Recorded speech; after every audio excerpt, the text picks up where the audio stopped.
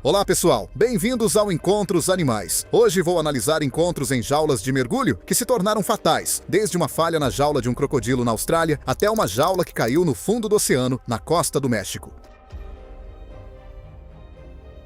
Primeiro, começo em Guns Bay, na África do Sul, onde dois melhores amigos, em um mergulho com tubarões que era um sonho de vida, tiraram sua última foto juntos antes que as barras da jaula cedessem. Era 17 de março de 2016. E a manhã de fim de verão estava nublada e fresca ao longo da costa de Guns Bay, no Cabo Ocidental. A temperatura da água estava em torno de 14 graus. A visibilidade era bem comum para o beco dos tubarões e havia aquele cheiro forte de diesel e isca pairando sobre o barco que, honestamente, te atinge antes de qualquer outra coisa. Kendra Stottlemyre, de 47 anos, era gerente de um consultório odontológico de Scottsdale, Arizona.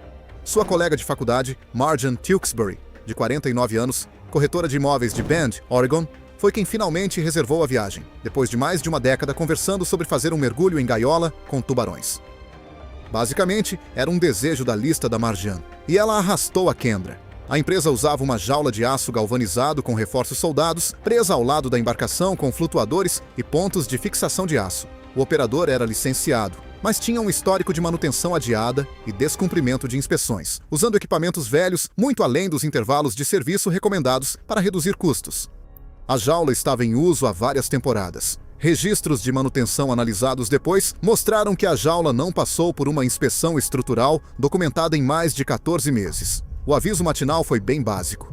Mantenham os braços dentro, segurem o trilho superior. Abaixem-se quando a equipe gritar. 4 clientes entraram na jaula. Kendra e Marjan se posicionaram nas barras da frente. Marjan tinha uma capa de celular à prova d'água e tirava fotos entre as passagens dos tubarões. A última imagem recuperada mostra as duas mulheres sorrindo através das máscaras, capturadas momentos antes da submersão. A isca foi lançada e o primeiro tubarão apareceu em 20 minutos. Uma fêmea grande estimada em mais de 4,5 metros. Agora, eu olhei para essa foto vezes demais. Duas mulheres com quase 50 anos, de máscara, sorrindo, sem saber que as barras de aço atrás delas não são inspecionadas há mais de um ano. Tubarões brancos em Shark Alley são atraídos para as gaiolas por iscas. Os adultos geralmente passam de 4,5 metros. Quando atacam a isca, podem atingir a estrutura da gaiola com uma força incrível. Violações de jaulas, embora raras, são documentadas em águas sul-africanas. O tubarão investiu contra a isca, errou e atingiu a jaula em alta velocidade. Investigadores concluíram depois que a corrosão e o estresse repetido provavelmente enfraqueceram as soldas na parte inferior esquerda da estrutura da jaula. O impacto fez com que a seção inferior se curvasse para dentro e se separasse parcialmente do suporte transversal, abrindo uma fenda larga o suficiente para o focinho e as mandíbulas do tubarão penetrarem na abertura comprometida. O tubarão se debateu violentamente na seção danificada, atingindo repetidamente a parte inferior do corpo de Marjan.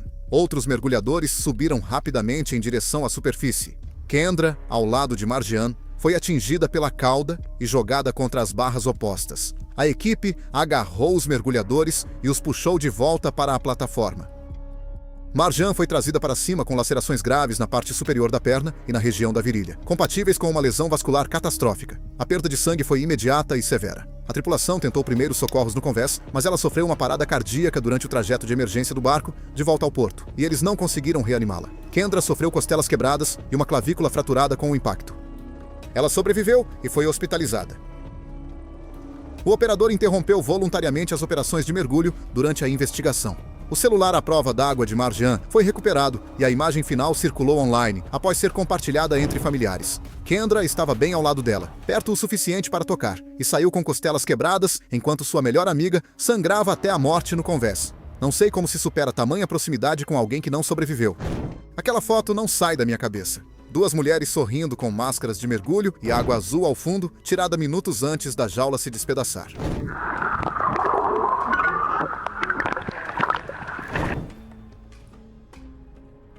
A história seguinte levou-me para um tipo de recinto completamente diferente. Paredes de acrílico, ambiente controlado, funcionários ali mesmo. E ainda assim não foi o suficiente. Era 3 de setembro de 2014, e o calor da estação seca pairava pesado sobre um parque de crocodilos nos arredores de Darwin. O parque oferecia essa atração exclusiva, onde você entra em um cilindro de acrílico transparente, e eles o descem em uma piscina com um dos maiores crocodilos de água salgada deles. É basicamente comercializado como a forma mais segura possível de ficar cara a cara com um predador de 5 metros. Tamsin Brierley é uma enfermeira viajante de 29 anos de Manchester, Inglaterra, na metade de um ano sabático pelo Sudeste Asiático e Austrália. Ela tinha postado sobre a experiência nas redes sociais na semana anterior, chamando-a da coisa mais assustadora que já tinha feito. O esquema era bem simples. Você entra no cilindro por uma plataforma elevada. A equipe veda a escotilha e um guindaste te desce na piscina, com acrílico reforçado espesso entre você e o crocodilo.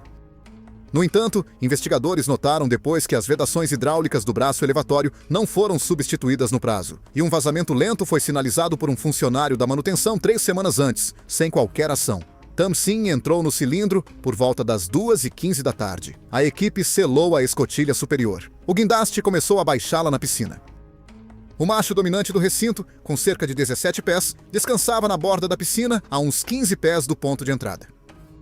O que me perturba neste caso não é o crocodilo, é o projeto.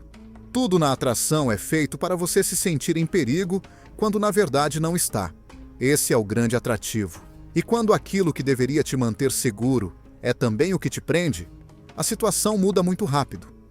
Crocodilos de água salgada são os maiores répteis vivos, com machos dominantes atingindo 17 pés ou mais. O macho do recinto foi condicionado a investigar perturbações na superfície durante a alimentação. O bote deles a partir do repouso é explosivo e quase instantâneo. A falha fez com que o braço do guindaste descesse de forma desigual, balançando o cilindro para o lado e batendo-o contra a borda de concreto da piscina. O impacto rachou a parte inferior do acrílico perto da linha d'água. A equipe reconheceu o problema imediatamente e tentou o içamento de emergência. O sistema hidráulico não respondeu. É necessário acionamento manual para alcançar a carcaça da bomba no lado oposto da plataforma. A água começou a entrar pela rachadura no acrílico, enquanto o cilindro se acomodava em um leve ângulo contra a parede da piscina. O crocodilo, condicionado a investigar perturbações na superfície da água durante as sessões de alimentação, lançou-se da margem em direção à seção danificada. O animal atacou a área danificada perto da linha da água, onde a parte inferior do corpo de Tamsin estava posicionada. Ela sofreu graves esmagamentos na perna antes que a equipe recuperasse o controle parcial do elevador. O processo levou cerca de 90 segundos. Quando o cilindro foi içado, ele já estava bastante inundado e Tamsin estava inconsciente. Os serviços de emergência chegaram ao parque em 15 minutos. Tamsin foi levada ao Hospital Royal Darwin, onde faleceu devido a lesões por esmagamento e perda catastrófica de sangue. A investigação apontou o vazamento hidráulico e a falta de substituição da vedação. O parque suspendeu a experiência até que houvesse um novo projeto e revisão regulatória. 90 segundos. Esse foi o tempo que levou desde a falha hidráulica até a equipe retomar o controle parcial. Eu cronometrei 90 segundos no meu celular, sentado em uma cadeira. E não é nada.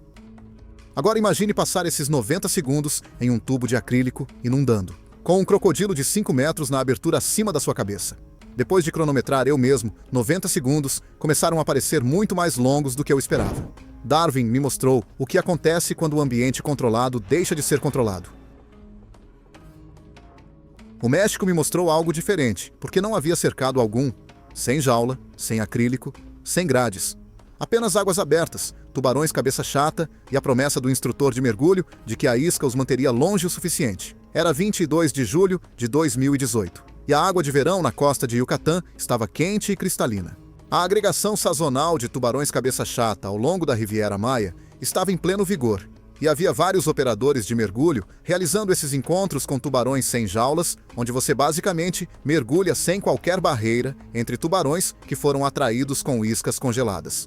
A operadora que os Falk contrataram não era registrada nas autoridades locais de mergulho e realizava alimentações sem gaiola, sem as licenças exigidas, conseguindo clientes por indicações de albergues e boca a boca. Colton Falk, 42 anos, era capitão de bombeiros de Chattanooga, Tennessee, com mais de 100 mergulhos registrados. Sua esposa, Diane, 40 anos, tinha cerca de 40.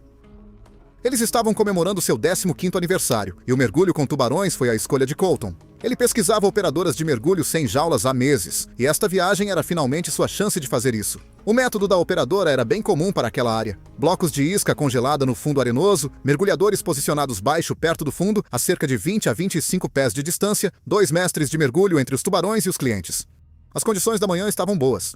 visibilidade de aproximadamente 15 metros. O grupo incluía os Falks e outros 4 clientes. Pelo menos 6 ou 7 tubarões-touro estavam presentes quando o grupo desceu. Os tubarões cabeça-chata são considerados uma das espécies mais frequentemente associadas a ataques graves em águas costeiras rasas. Eles são predadores territoriais que se tornam muito competitivos perto da comida, e quando vários deles convergem para uma mesma isca, o comportamento pode escalar rapidamente. A isca congelada, que deveria se desfazer lentamente, desintegrou-se muito mais rápido do que o esperado na água morna, e liberou essa pluma de cheiro concentrada de uma só vez. O comportamento dos tubarões mudou quase imediatamente.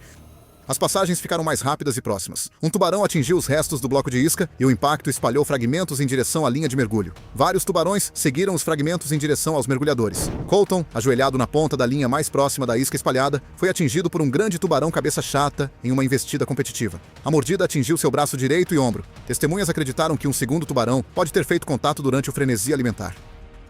Diane e os outros mergulhadores foram levados à superfície pelos instrutores de mergulho. Colton foi puxado para cima, mas sofreu ferimentos graves. Levaram-no para o barco e a tripulação tentou de tudo, mas as mordidas causaram uma perda de sangue catastrófica. Ele perdeu a consciência no barco e foi declarado morto no cais, após as equipes de emergência não conseguirem reanimá-lo. Diane não sofreu ferimentos físicos. Colton escolheu este mergulho para o seu aniversário. 15 anos de casamento, e ele escolheu passar a comemoração ajoelhado na areia a 6 metros de tubarões-touro, sem nada entre eles, exceto 2 instrutores de mergulho e um bloco de peixe congelado.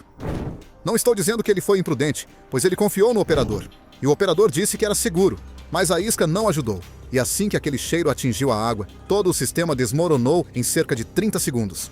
O operador suspendeu os mergulhos de alimentação de tubarões após a investigação. Vários operadores ao longo da costa suspenderam temporariamente mergulhos semelhantes, enquanto as autoridades revisavam os procedimentos de manuseio de iscas. O México vendeu a ideia de que não é preciso uma jaia se os guias souberem o que estão fazendo. A Nova Zelândia teve o problema oposto. Havia uma gaiola em perfeitas condições ali, com barras de aço em todos os lados, e o mergulhador saiu dela. Era 8 de novembro de 2015. E o Oceano Antártico, ao redor da ilha Stewart, estava frio e escuro, sob um céu nublado. A temperatura da água era de cerca de 11 graus e a visibilidade era de talvez 2 ou 3 metros, o que honestamente não é um bom dia para entrar em uma jaula de tubarões pela primeira vez, especialmente para alguém que nunca fez isso antes. Peter Langveld, de 50 anos, era um gerente de logística naval aposentado da cidade do Cabo, África do Sul, viajando pela Nova Zelândia com seu filho adulto. Ele cresceu na África do Sul sabendo sobre tubarões, mas nunca tinha feito um mergulho em jaula. O filho o convenceu a tentar durante a viagem. Peter não estava exatamente entusiasmado, mas pensou, por que não? Ele já estava lá mesmo. A operação funcionava a partir de um pequeno navio de pesquisa convertido, com no máximo 4 mergulhadores por sessão. O briefing cobriu choque térmico, baixa visibilidade e uma regra que a equipe repetia. Se houver contato com a jaula, fique dentro e abaixe-se abaixo das barras. Subir fora da jaula pode expor os mergulhadores a um risco muito maior. Peter entrou na jaula com outros 2 mergulhadores. O frio atingiu imediatamente. A visibilidade estava bem pior do que o esperado. As barras da jaula desapareciam na escuridão esverdeada ao alcance do braço. Os grandes tubarões brancos perto da ilha Stewart caçam em águas frias e de baixa visibilidade, onde as condições de emboscada favorecem o predador. Saídas em pânico durante o contato com a jaia foram documentadas em incidentes anteriores. Visto de baixo, um mergulhador sozinho na superfície pode se assemelhar ao perfil de movimento de uma presa comum. Cerca de 15 minutos depois, um grande tubarão branco fez contato com a jaula. Na água turva, Peter nunca viu o que o atingiu. O impacto o girou de lado, arrancou o regulador de sua boca e inundou sua máscara ao mesmo tempo. Em vez de recuperar o regulador e ficar dentro, Peter entrou em pânico. Ele empurrou para cima e emergiu fora da jaula. Ele agora flutuava na superfície com uma roupa de mergulho escura em águas com menos de 2 metros de visibilidade abaixo dele. A equipe no barco o viu emergir e imediatamente gritou para ele voltar para a jaula. Peter, desorientado e ofegante no frio, não submergiu. Ele estava a poucos metros da abertura da jaia. O tubarão, que circulou após o contato inicial, investigou a agitação na superfície. O ataque veio de baixo, condizente com um único golpe investigativo no tronco. A tripulação lançou uma corda de resgate e usou a estrutura da jaula para puxar Peter de volta para a embarcação. Ele estava fora da água em cerca de 90 segundos após o ataque, mas a mordida causou ferimentos internos fatais. Peter morreu durante a transferência de helicóptero para o hospital de Invercargill. A poucos metros. Ele emergiu a poucos metros da abertura de uma jaula que o teria mantido vivo. A água estava tão fria e tão escura que o cérebro dele apenas disse, suba e respire. que é o que todo cérebro humano diria. E esse único reflexo foi o que o matou. É muito difícil chamar isso de erro, porque é exatamente o que qualquer um faria se o regulador fosse arrancado em águas geladas e turvas. A investigação determinou que a saída em pânico de Peter foi o fator principal. A jaula e o equipamento estavam estruturalmente sólidos, e o operador era totalmente licenciado e com um histórico de segurança impecável. O operador cooperou totalmente e acrescentou sessões obrigatórias de familiarização com águas frias para mergulhadores de primeira viagem após o incidente. Os outros 2 mergulhadores na gaiola não se feriram. A Nova Zelândia levou um homem que entrou em pânico a poucos metros da segurança. As Cataratas Vitória levaram alguém que nem teve a chance de entrar em pânico, pois o perigo já estava na água antes dela entrar, invisível na correnteza.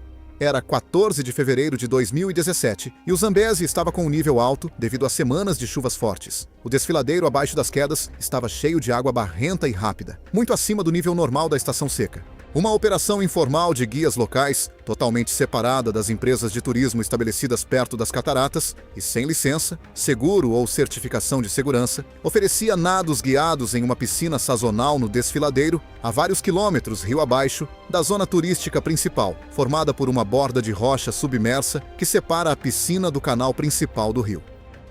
Durante os meses de seca, a barreira fica bem acima da correnteza e a piscina fica basicamente isolada do rio, o que é o principal atrativo turístico. Os guias diziam aos visitantes que havia crocodilos em outras partes do rio, mas consideravam a piscina isolada em níveis normais. Com a cheia, porém, a barreira fica parcialmente submersa. A empresa tinha uma política estabelecida de suspender as operações quando os níveis excediam uma certa leitura, mas investigadores descobriram depois que os guias continuaram a operar por conta própria, apesar das leituras elevadas durante vários dias antes do incidente. Joliane Vandenberg, de 26 anos, era uma mochileira belga que estava há 4 meses numa viagem de 6 meses pela África Oriental e Austral. Ela reservou o mergulho pelo albergue e pelas fotos do folheto parecia incrível. Deveria ser a coisa mais aventureira de todo o seu roteiro. O guia levou um grupo de 8 turistas até a borda da piscina. A água estava mais alta e mais rápida que o normal. 18 polegadas parece insignificante até você perceber que era o suficiente para conectar a piscina ao habitat dos crocodilos rio acima. Eu continuo voltando a esse número porque essa foi a margem que o operador decidiu que ainda era segura o bastante para enviar pessoas. Os crocodilos do Nilo estão entre os predadores mais perigosos da África. Durante a estação chuvosa, a subida da água permite que crocodilos se movam por áreas inacessíveis nos meses mais secos, ficando invisíveis na água rápida e turva. Joliane entrou na piscina com outros 2 turistas. O guia posicionou-se na borda da rocha, monitorando o fluxo. Cerca de 10 minutos depois, Joliane foi até a borda para uma foto, e a correnteza estava muito mais forte do que ela esperava. Investigadores acreditam que um crocodilo passou pela zona de transbordamento do canal principal para a área da piscina, algo impossível em níveis normais de água. Na água turva, o animal era indetectável. O ataque veio sem aviso. Joliane foi puxada de sua posição na borda da rocha. Outros turistas na piscina viram uma perturbação breve e violenta antes de ela desaparecer pela borda em direção ao canal principal. O guia retirou os turistas restantes imediatamente. Uma busca nos 2 dias seguintes recuperou os restos mortais de Joliane rio abaixo. Os ferimentos eram compatíveis com ataque de crocodilo e necrofagia fluvial. A investigação concluiu que a empresa operava acima do limite de segurança estabelecido. A empresa encerrou as atividades. As autoridades da Zâmbia emitiram novos regulamentos exigindo a verificação do nível do rio nos locais de natação do desfiladeiro. Não existem imagens da piscina. Sem GoPro, sem vídeo de celular, nada. Apenas relatos de testemunhas e um medidor que dizia não operar. E uma empresa que enviou turistas mesmo assim. Às vezes, a ausência de imagens é pior porque sua mente preenche com o que quer, e a minha não para. A falha na Zâmbia foi uma empresa ignorando seu próprio limite de segurança. A falha no Havaí foi menor. Literalmente um parafuso de metal que não encaixou no buraco, e tudo o que se seguiu se resumiu a isso. Era 29 de abril de 2013. E a manhã na costa norte estava quente, com ondulações moderadas de um sistema que passava. Uma operação comercial de mergulho em gaiola fazia sua viagem diária para um local a cerca de 5 quilômetros da costa, onde tubarões de Galápagos e tubarões-tigre apareciam com bastante frequência. Brennan Yelvington, de 38 anos, era um desenvolvedor de software de Portland, Oregon, em férias sozinho. Ele reservou o mergulho por impulso no seu segundo dia em Oahu, aquele tipo de decisão de momento, do tipo, por que não? Ele tinha experiência básica de snorkel, mas nunca tinha entrado em uma jaula de tubarões antes.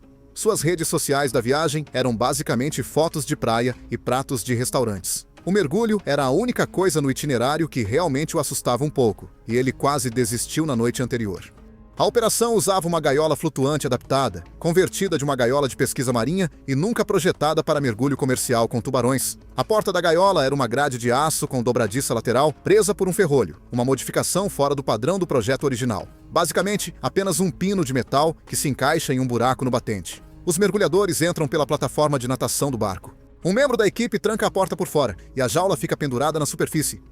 O grupo de Brennan entrou em seguida. A ondulação fazia a jaula bater repetidamente contra a plataforma de mergulho, metal contra metal, e o tripulante que prendia a trava teve que se segurar com uma mão no corrimão enquanto tentava encaixar o pino com a outra. O pino não entrou totalmente no orifício da estrutura. Mais tarde, os investigadores não conseguiram determinar se a trava falhou mecanicamente ou se simplesmente não foi totalmente encaixada durante a operação. Tubarões-tigre são a segunda espécie mais envolvida em ataques fatais a humanos. Adultos excedem regularmente 12 pés. Em operações com jaulas, tubarões-tigre investigam persistentemente a estrutura. Uma porta que não esteja totalmente trancada pode ser aberta pela pressão do corpo de um tubarão. Um grande tubarão-tigre, estimado em cerca de 13 pés, circulava a jaula há vários minutos. Ele passou perto do lado da porta. O corpo do tubarão empurrou a porta destravada, que se abriu. Uma onda passou pela jaula quando a porta se abriu para fora, desequilibrando Brennan em direção à abertura. Ele passou pela abertura antes que pudesse agarrar as barras. Ele estava agora fora da jaula em mar aberto, com um grande tubarão-tigre a cerca de 3 metros. O tubarão virou bruscamente para um movimento repentino, inicialmente desviando para ele antes de girar e morder durante a confusão. A mordida atingiu a perna e o quadril de Brennan, provavelmente danificando os vasos femorais. Outros mergulhadores na jaia se afastaram para a parede oposta. A equipe iniciou o resgate de emergência. Eles o trouxeram de volta ao barco com uma corda em cerca de 2 minutos e a equipe tentou conter a hemorragia com toalhas e um torniquete, mas a perda de sangue foi rápida demais. Ele perdeu a consciência durante o trajeto de emergência até o porto e foi declarado morto logo após chegar ao cais. Um parafuso, um pino de metal do tamanho do seu dedo indicador que não encaixou no buraco de um barco balançando nas ondas, operado por um tripulante que precisava das 2 mãos, mas só tinha uma livre. Tento ficar com raiva de alguém específico e não encontro um alvo claro porque tudo não passou de uma corrente de pequenos problemas comuns que se alinharam da forma errada por cerca de 5 segundos. O operador recebeu notificações e suspendeu voluntariamente os mergulhos em gaiola durante a investigação. As autoridades marítimas do Havaí citaram o incidente em requisitos atualizados de inspeção de equipamentos. A câmera de Brennan se soltou durante o resgate e as imagens foram corrompidas pela água salgada. No Havaí, tudo se resumiu a uma trava.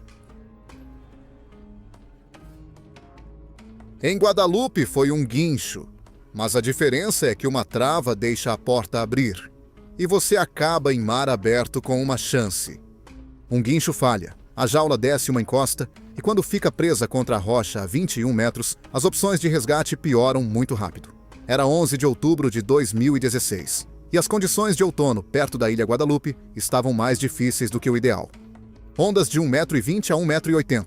O barco adaptado balançando na agitação. Guadalupe fica a cerca de 240 quilômetros a oeste da Baixa Califórnia e é basicamente um dos principais destinos de tubarões brancos do planeta, conhecido pelas águas claras e animais muito grandes. Nils Halvorson, 35 anos. Era um fotógrafo subaquático freelancer de Bergen, na Noruega, em uma missão para uma publicação de vida selvagem marinha.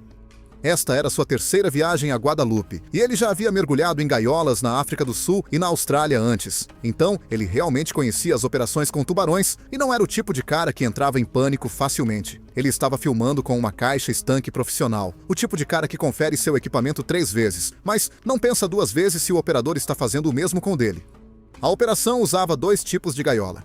Uma de superfície para clientes comuns e uma submersível, baixada a cerca de 9 metros para mergulhadores e fotógrafos experientes. A submersível fica pendurada por um cabo de aço que passa por um guincho hidráulico no convés. Com a carga principal concentrada em um único cabo, apesar das linhas de estabilização secundárias, o cabo estava em serviço há 2 temporadas. O operador usava o submersível com mais frequência do que o equipamento permitia para maximizar as reservas. Os registros de manutenção mostravam que estava dentro da vida útil, mas não era verificado quanto ao desgaste nos pontos de carga desde a temporada anterior. O capitão pensou em cancelar o uso da gaiola submersível devido à ondulação, mas prosseguiu a pedido de Niels. Niels entrou sozinho na gaiola submersível, o padrão para fotógrafos que precisam de espaço.